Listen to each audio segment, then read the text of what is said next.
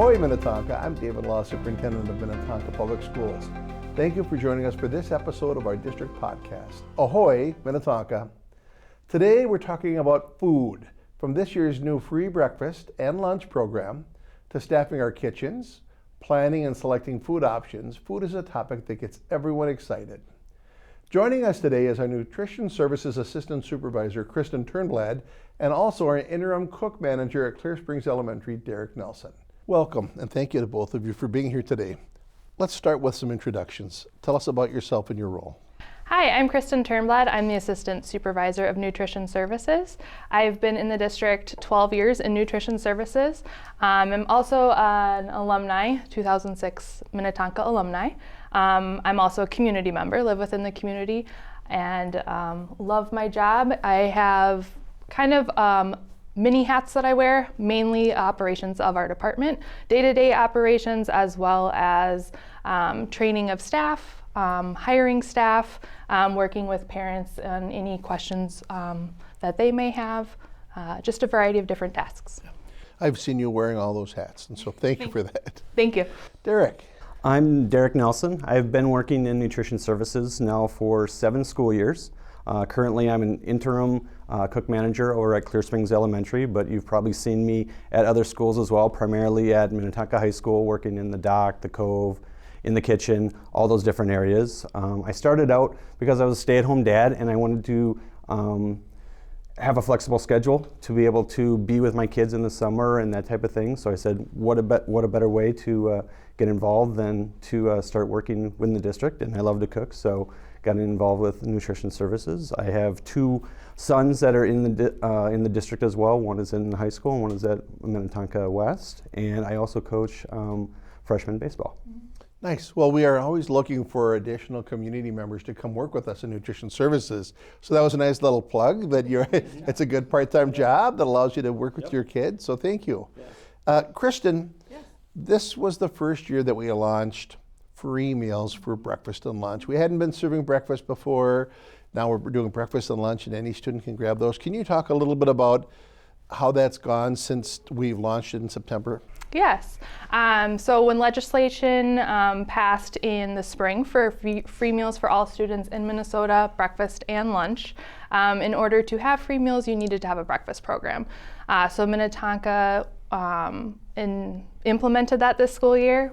Jane and I went out to neighboring districts to see who already had established programs, to see what they were offering for their programs, how they did it operationally, how it affected the building, how it affected the kitchen, and came up with a plan that would work for Minnetonka. From there, we worked with the principals at each site and had individual meetings based on their building needs to figure out what would be best for a grab-and-go option in the classroom.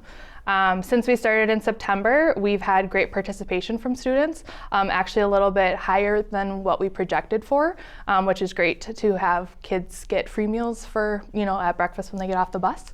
So participation in this has been higher than when students purchase meals, and probably higher than you anticipated. What do you think is the cause of that? I think free meals. That parents have the ability to send their kids to school and not have to worry about that income that's needed for them to have the meal. I also feel like the variety that we're offering today, in today's age, today's year, school year, we're offering more choices for them to take too. So we're actually appealing to more students for their lunch or breakfast needs. Derek, from the front line in the building, how is your perspective about the free breakfast and lunch? How's that been going at Clear Springs? The kids have loved it. We get about 250 to 300 kids per day. They've picked out what their favorites are, and they always ask me, when are we going to have this, or when are we going to have that? So I kind of give them a heads up. Oh, next week we'll have it, or on Friday we're going to have this. They get super excited about it, but they have loved it. And it's just cool to see their faces come through every day, and I say good morning to them and offer them whatever they're having, if it's apple slices or like a muffin or things like that, and they say thank you and move on, and kind of look forward to seeing me the next day as well. Talk about the feedback loop from the site supervisor to the district office in food? Like if you have something that kids really like or something that kids don't like, how do you have the opportunity to share that feedback to the district? Usually let Kristen know, hey, these are some of the favorites. Some of the lunch things are like Mandarin chicken. Kids love that in elementary school, middle school, and even at the high school in all my years of experience. They also like the walking tacos, nachos, things like that, as well as your typical chicken fingers or chicken tenders.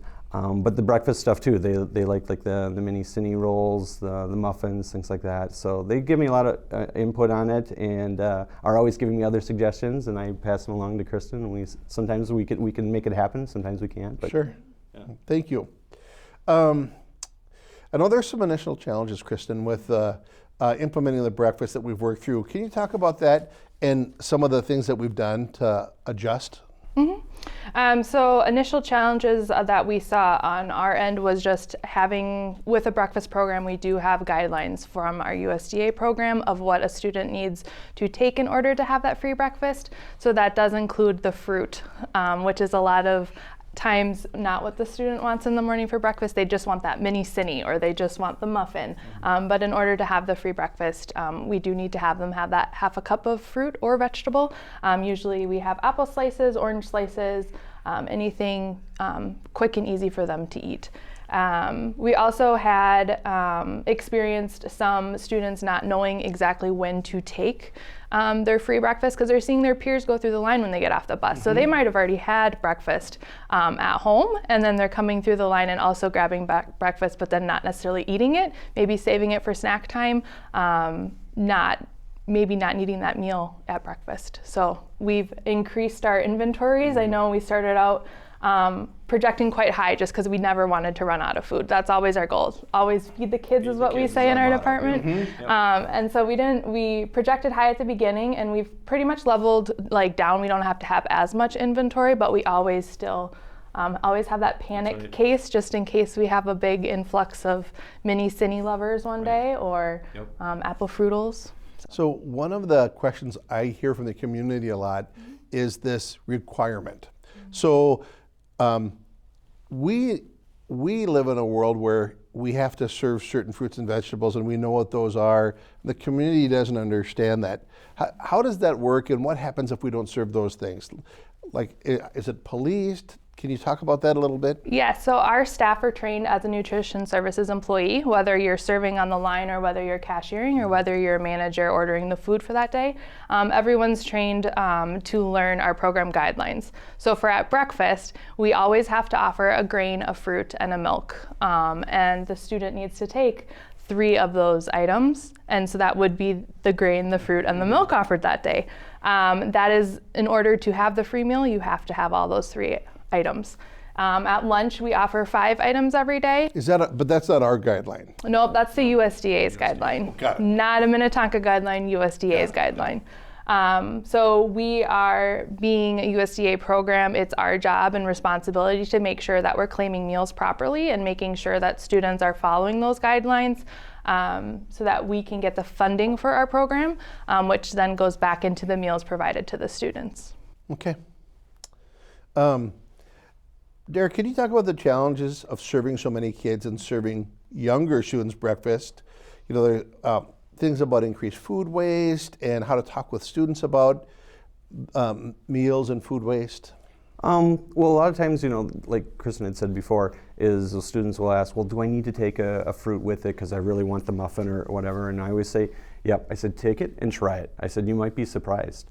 And I said, sometimes I kind of will say like, hey, these apple slices really go good with the mini cine. It's kind of like apple cinnamon. And I kind of talk to them and they're like, oh. And then some days I'll have kids come back the next day, you were right. And I'm like, okay, see? So so we try to do little things like that to encourage them to take everything, to make it, that completed meal or that completed breakfast. But they seem to take to it and enjoy it.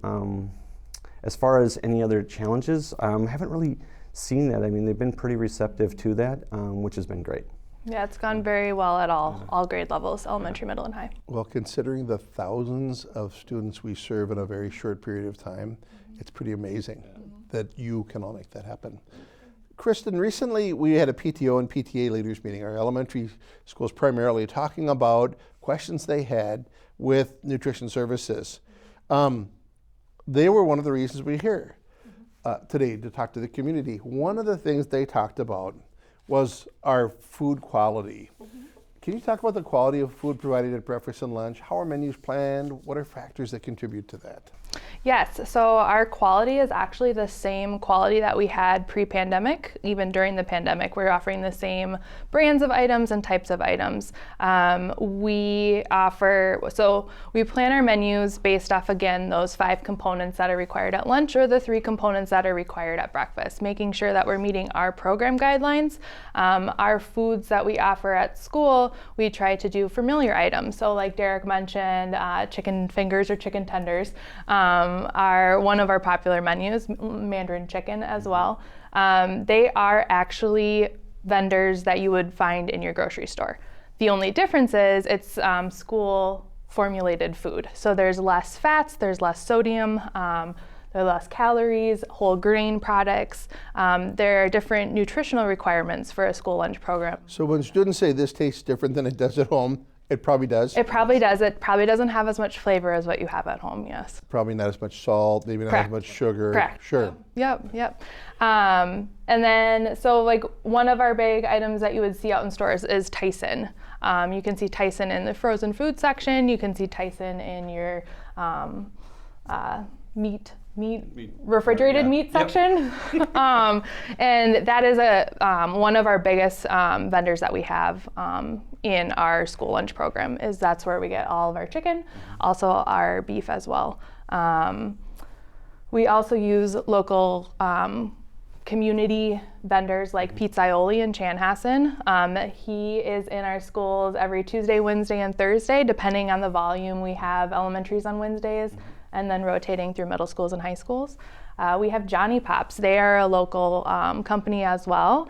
College students that created that company, and we have a smaller version of Johnny Pops. And I know Clear Springs last year was one of the schools that asked to have those back, and we were able to bring those back last day of school so that they could enjoy those before they headed off to summer. This year you'll find it once or twice a menu or cycle, which is every 3 weeks, so that would be once about a month, sometimes twice. So one of the other things that came up at our PTO and PTA meeting was the concept of farm to table, using local producers of food in our kitchen. And I was surprised to learn at that meeting all that we do with that. Can you talk a little bit about that? Yes, so we do farm to table a little differently than what a traditional farm to table statement that people hear is. We use our local vendor, Bix is who we get our produce from. They will source the local farmers that provide us with our fruits and veggies. So right now it would be broccoli and carrots, green beans, and then apples. We're just coming at the tail season of the apple season, but they would be the ones from local farmers that we'd be getting our produce from. We get it to us already prepped, washed, ready to serve to students. That's one of the advantages of going through the produce company, is because it's already, the labor's taken out of it as far as the delivery, the washing, the cutting it to size for students to eat. Traditional, we have done farm to school, farm to table in the past, but that would just be one delivery to one site, not washed, still need the labor to wash it, to cut it, to get it prepped for lunch. And with our volume, we're able to source it through our vendor, still have local vendors, so local farmers supplying that food, and then it also ends up being cheaper as well. So even though the meals are free for families, you still have to make sure that it's within the reimbursement rates we get from the state. Correct. So there's an incentive for us to get food that is, when we bulk purchase those things with other school districts, we're keeping the cost down so we don't have to roll any cost. We can't roll any cost to our community. Correct. We have to make sure that our labor costs as well as our food costs are staying within our reimbursement rate, not only for breakfast but also for lunch. And by being able to have the produce companies supply those local vendors, local farmers to us, we're able to keep that cost down to be able to support the local farmers while still being able to feed the students and meet our criteria for our program, for our guidelines. Awesome. Derek, one of the things that I hear from parents is my student's still hungry. They get a lunch and they're still hungry. And are there some options for elementary students or for students across the K-12 system to get more food at lunch? Yes. Well, there are no limits on fruits and vegetables, which I know is not always the top thing on their list, but like when there's days when it's strawberries, things like that, they're all over it. They love that. They can get seconds if they're in anywhere from 3rd grade all the way up through high school, so middle school and high school as well. If they do seconds or second serving, it is an additional $2.50 for that serving, but that is an option to have. Also, there is the a la carte option for both middle school and for high school, which is obviously pay for whatever the item might be. But we never limit kids as far as fruits and vegetables. They can get as much as they want. So we do encourage kids to load up their tray, with corn or with broccoli, that kind of thing, or with lots of different fruits to be able to I guess. Kristen, what determines portion size? That amount when there's a certain amount of, whether it be the chicken meal we serve, what determines how much goes on a plate? So we look at, every school product has a child nutrition label to it. It's called a CN label. And so we're looking at calories. We have to stay within a calorie limit for elementary grade levels, middle school grade levels, and then we have a separate one for high school grade levels. So that's set federally also? Correct. Got it. It also goes even further than that. When you're looking at vegetables, you have to serve certain color groups every week.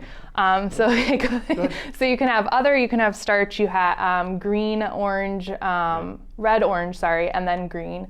And then you have to have so many cups or half cups or 3/4 cups of those subcategory colored vegetable groups.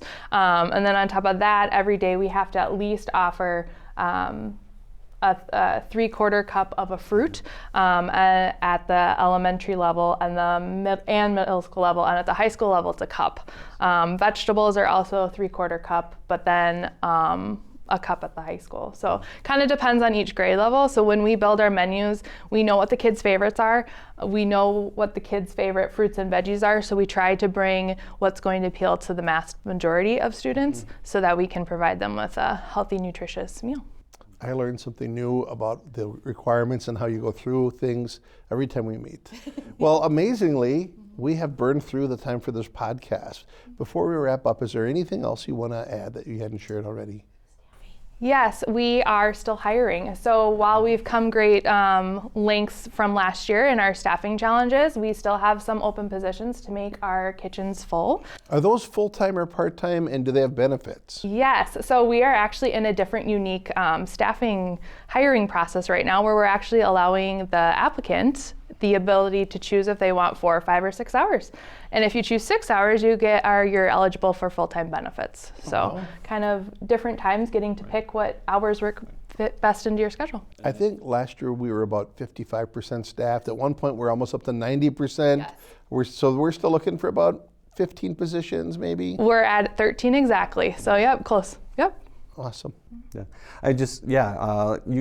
You get to have the choice, which is great. I started out as a 4-hour employee, then jumped to a 6, and now I'm an 8-hour full-time employee. So that's the beauty of it, is they do have the flexibility to choose that. Could you start as a sub to see if you like it? 100%. Yep. And when you're a sub, you get to pick which days you'd like to work. If you want to, work 1 day a week, great. If you want to work 2 days a week, it can be as flexible as. We could use them every day of the week. Yes, we can. Yep. Every day. Whenever a sub wants to work, we have them working.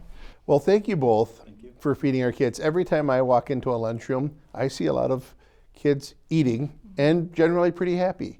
So thank you for that. That's a big part of our day. Hungry kids aren't ready to focus on learning. So we appreciate it. Thank you for allowing us to come. And thank you to the community for joining us for this podcast on nutrition services. We'll look forward to seeing you again in the future at our next podcast series, Ahoy, Minnetonka.